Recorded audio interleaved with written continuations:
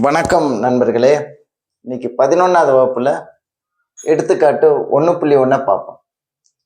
கணம் ஏ ஆனது A equal to x equal to 4n + 1 2 less than or equal to n less than or equal to 5 n belongs to n. அதாவது n வந்து இயல் எண்கள்ல இருக்கும். அப்படின்னா ஏயின் உட்கணங்களின் எண்ணிக்கை காண்க அப்படின்னு கேட்டிருக்காங்க. ஏங்கிற ஒரு கணத்துல எக்ஸ் அப்படிங்கிற உறுப்பு வந்து 4n + 1 அப்படிங்கிற இதுல இருக்கு. இதுல என்ன கண்டிஷன் கொடுத்துருக்காங்கன்னா, இந்த எண்ணு வந்து 2 less than or equal to n less than or equal to 5. 2ல இருந்து 5 வரைக்கும் இந்த எண் இருக்கும் அப்படிங்கிற மாதிரி சொல்லியிருக்காங்க.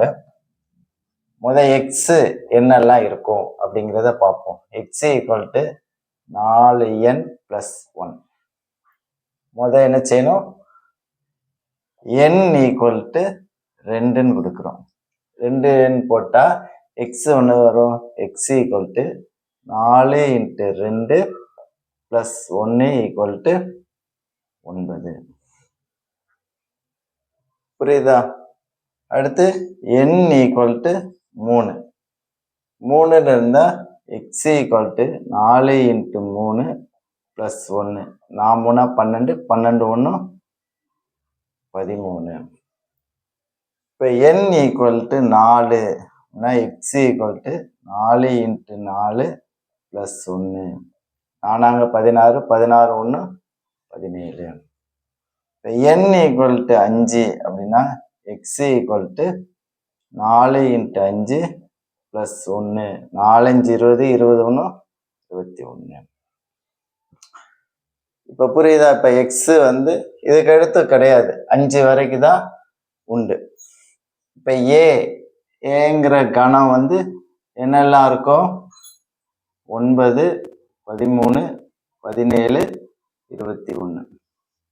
இதுதான் ஏயோட கணம். இவங்க என்ன கேட்டிருக்காங்கன்னா, ஏயின் உட்கணங்களின் எண்ணிக்கை கேட்டிருக்காங்க. ஏயின் உட்கணங்களின் எண்ணிக்கை வந்து நமக்கு தெரியும், n of p of a. n of p of a தான்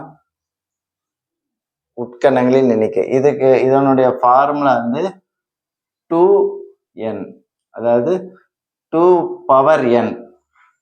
இப்போ பவர் இந்த எண்ணுங்கிறது எத்தனை உறுப்புகள் இருக்கோ அத்தனை இது. 2 பவர் 1 2 3 4, 2 பவர் 4.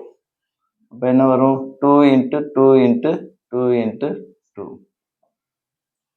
16, 16 2 4, 4 2 8, 8 2 16.